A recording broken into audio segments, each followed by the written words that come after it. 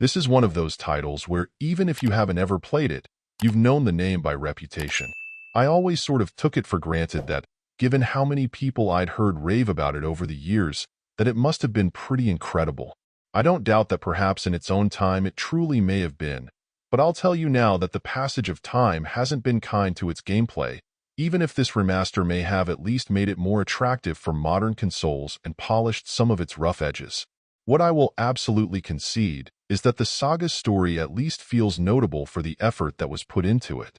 It's a world with schemers all around you who spout their conspiracies and far-flung aspirations, all spiced up with a healthy dollop of betrayal for good measure. The story-driven sequences may run a little long by my ADHD-addled mind's modern standards, but I can appreciate the work that's been done.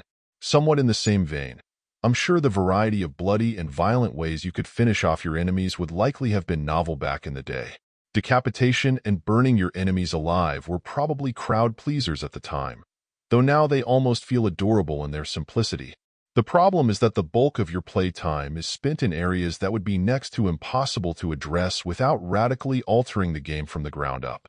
These titles were made in the earlier days of 3D gaming, where the combination of limited horsepower and players still coming to grips with how to contend with everything not being on the same 2D plane were still very much a thing.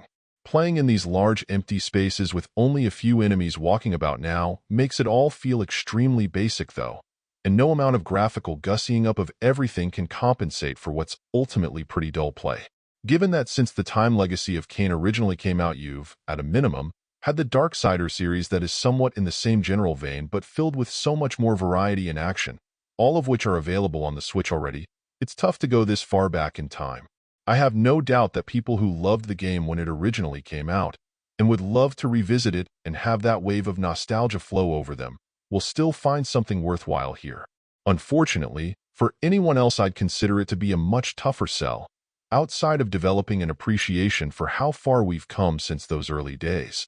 Overall, my final score for the game ended up being a 6.9. And if you're interested in picking it up, it's currently available on the Switch eShop for $29.99. Thank you for taking the time to listen to this review. And if you'd like more information or ideas of indie games worth checking out on Switch, be sure to click on the link provided in the description. Until next time.